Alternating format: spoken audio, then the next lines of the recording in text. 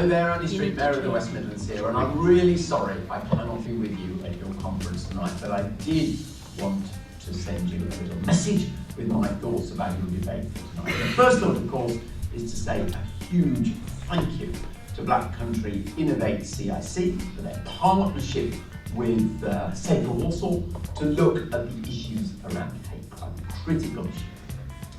And I'm really pleased that you're going to hear some research tonight from Montford University on the experiences of hate crimes. You'll be hearing from those who sadly have got lived experience of this terrible issue, and also their own research standing back on the implications. I felt really vulnerable. They'd been looking out for me. They seemed to know enough about me to say the words that would hit home. That was their aim, to undermine, knock down, kick. I used to be in charge of the Facebook group for St Matthew's Church. Out of the blue, I had this message saying, did you know that you have a homosexual leading in your church, and that this person is leading people down to hell and to darkness? And then they sent another message. It was a bit more terse and to the point, with an inference that they were going to report me to the church for being gay, and that their aim was basically to get rid of me from the church. It was really powerful words from Colin there as a victim of hate crime. And very much from the work I do, I'm really concerned about foregrounding the voices of people and their lived experience. And I think that for me was central to the research we've done. Hate is a problem, but it isn't always everybody's priority, and it isn't always at the forefront of political agendas. So the research, our study, it was commissioned by a partnership led by Country Innovate CIC. The overall aim was to really understand the types of hate incidents and crimes occurring in Walsall. It looked at why residents choose to report or not, and how agencies have responded, and what measures might be implemented to provide the most effective approach to improve responses to hate incidents and crimes. We often think hate is about physical violence and the impact that that has in terms of injury, days off work, etc.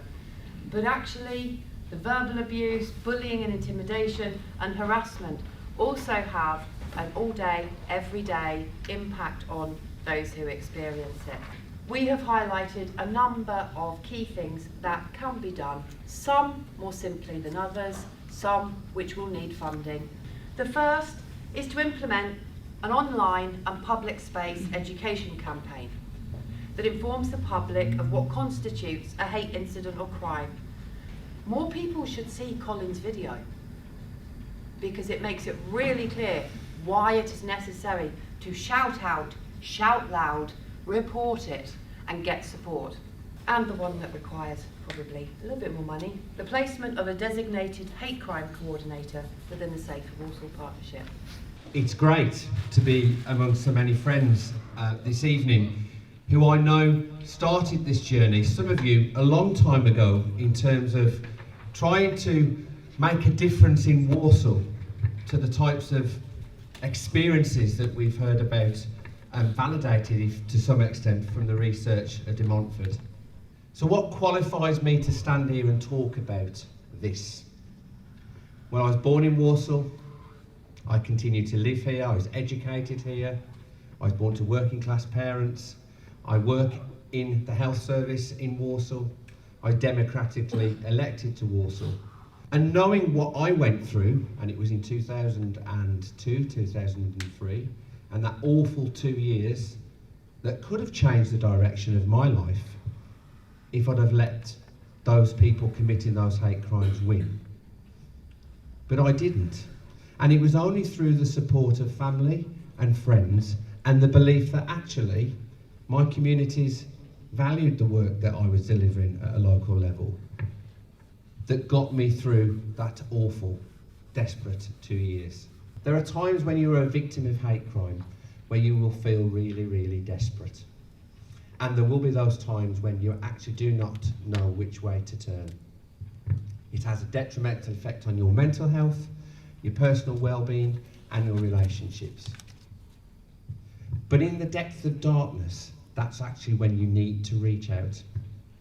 And what we can do as a community is give people that confidence to do it. I was Chief Executive of Worcestershire Racial Equality Council back in 1996, a long time ago. So that was 28 years ago. And back then we were talking about hate crime. Back then we were looking at the McPherson report, or the Stephen Lawrence, I'll take it back actually, the Stephen Lawrence inquiry report. That's the most fitting title in the McPherson report, because we must not forget Stephen Lawrence. And we have come a long way, there's no doubt. What I found back in 1996 was that we were a community, a united community against racism, against hatred, against division. We were a community that knew the enemy. Each time those organizations wanted to divide us, whether it was the National Front, whether it was the BNP, whether it was any other organization, Combat 18, we came together, united. Whether you're black, whether you're white, whether you're a Sikh or a Muslim or Hindu, whether you're gay, whether you're a woman or a man, we came together. That was the community. What we're seeing now is we don't know who the enemy is. That division has penetrated us so much that we see the polarization in our community, that we see the division being institutionalized. There's no taking sides. There's no taking sides on racism. There's no taking sides on misogyny. There's no taking sides on hatred. It is very, very clear. It cannot be justified in any shape or form, and we should stand up, because that is our responsibility. Responsibility as a public office holders, responsibility as a community leaders, responsibilities as elected figures, responsibility as human beings. The society that we're moving towards is actually affecting our young people who are being apathetical, who are moving away, who are disengaging, and those young people we must engage with. That is something, what I would say is the urgent matter right now, is that polarization, the fragmentation that we see. We need to bring back our communities and unite them against those people who are the real enemies of our society and our communities. We do not tackle hatred. We do not reject hatred. We do not come together to teach about rejecting hatred. And we do not stop our politicians from using hatred as a tool. Education is the most powerful weapon against hatred. We must support each other to ensure that we create a just and fair society for everyone, whoever you are. Does everybody in here want a safer Walsall? Definitely. Definitely. Yes. How would you measure success in working towards a safer Walsall? That transparency of that understanding of what that lived experience would be like for that young person or whoever's reporting. Togetherness. Not to understand and respect the different elements and what they do in society. And I think you've got to get back before going forward. They haven't been taught about the empire. Yeah. They haven't been taught about the history of their own country. Yeah. The person leading the webinar was like, there is a responsibility on the school to educate. Who else needs to be involved? Faith leaders. All prominent members. Every single individual really, right? There is something around how we bring communities together, how we have honest conversations about I mean, this is a wider debate, it's just placing into the process where we are at the moment. That we're citizens too. We'd really like a few comments bits of feedback that you've been putting on your sheets that we can include in the illustration. For a Safer Walsall, it's really, really important to be united. Because it's got to be something that actually takes your community with you and takes other communities with you. Communities are not hard to reach. We're the ones, it's not upon them, it's on us. Communities are not hard to reach. We've made them not want us to reach them because of the way that we've treated them. And we need to have the humility, I think, as public servants, to A, own our own history that we've got wrong in many, many ways, to not just have to do what our current government tells us, but to do what's right. Education and communication is the ingredients of empathy and service.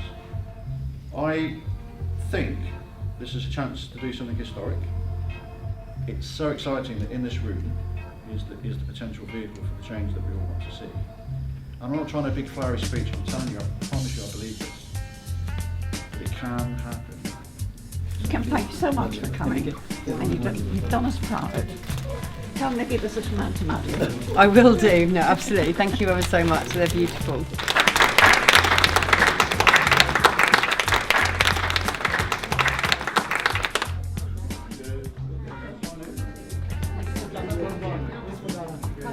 Now who's going to get me up? I think it's because you're writing it.